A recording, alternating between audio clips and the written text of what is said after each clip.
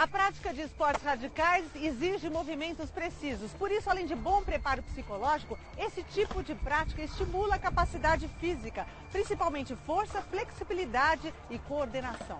Tem muita resistência, principalmente membros superiores, né? E você precisa ter um condicionamento aeróbio também muito grande. A coordenação motora também ajuda muito. E você tem que saber onde cada um dos seus membros estão, o que eles estão fazendo para poder fazer um movimento consciente. Hoje você tem nas clínicas trabalhos do que a gente chama de propriocepção. O que é propriocepção?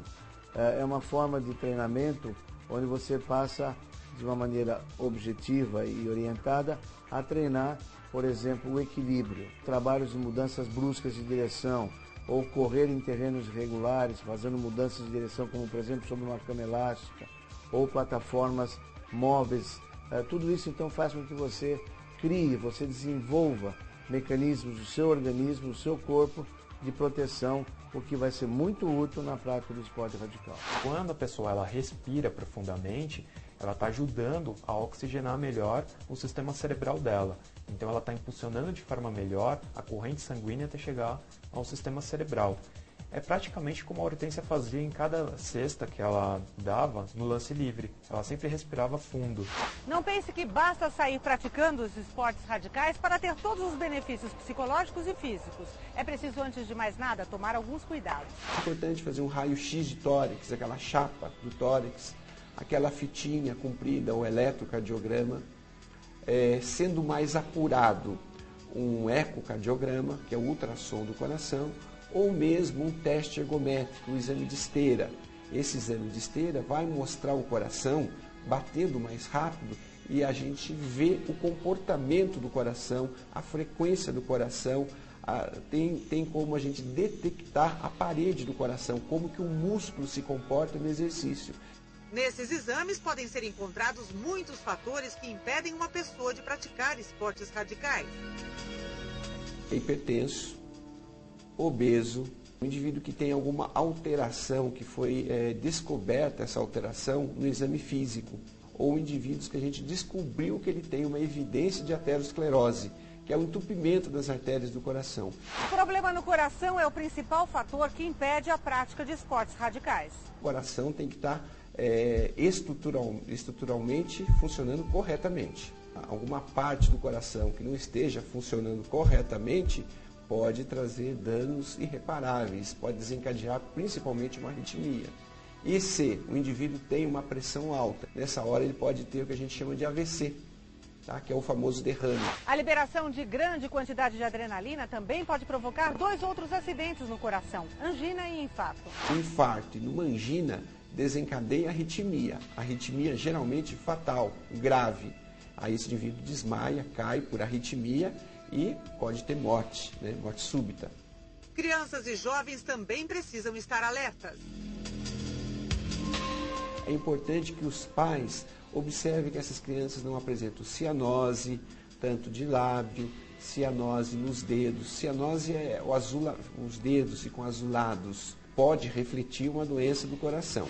A combinação de álcool, drogas e esportes radicais pode ser mortal.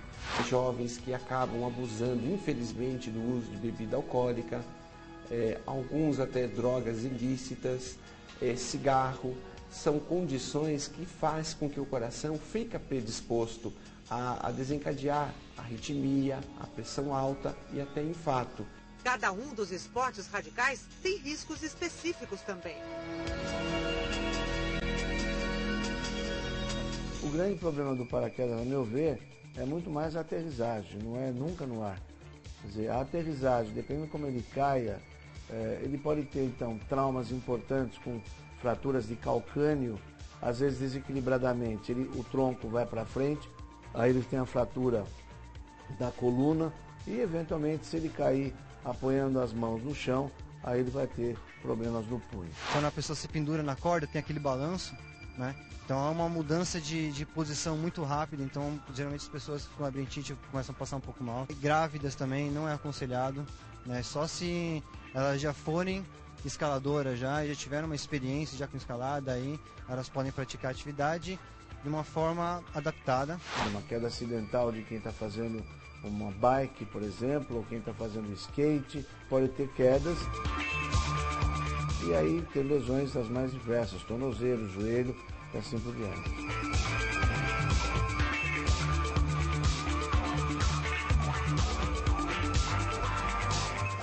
Sempre um aquecimento, né, antes de começar a escalada, porque é uma atividade que exige força, né, que exige flexibilidade. Então, se o corpo não está pronto para poder escalar, então a possibilidade de lesão aumenta muito. Uma escalada, ele pode ter alterações, dependendo da posição que ele fica, em ombro, punho e mão, pela força que ele faz. Ele pode ter lesões se não tiver o equipamento adequado, em nível de pé e tornozelo, se ele não tiver apoio certo durante essa escalada.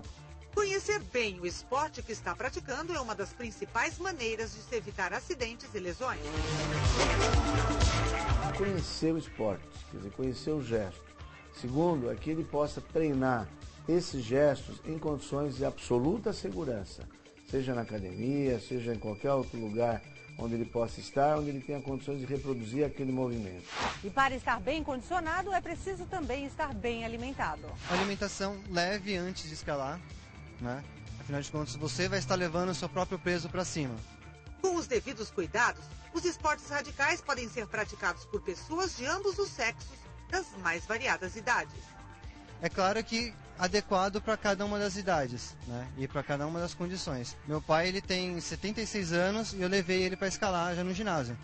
Isso foi uma experiência muito grande. Eu acho que tanto a rapel como a escalada, eles têm objetivos semelhantes. Tem que ter boa força de mão, de membro superior, apoio nas pernas.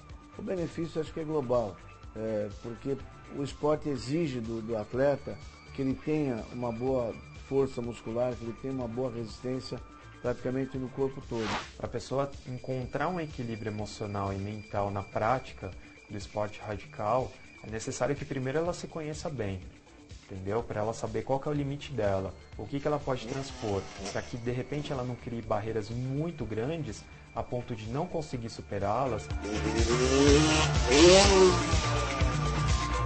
O grande motivo de quem pratica esportes radicais talvez não é nem o amor pelo esporte, mas é o amor pela emoção e pela adrenalina.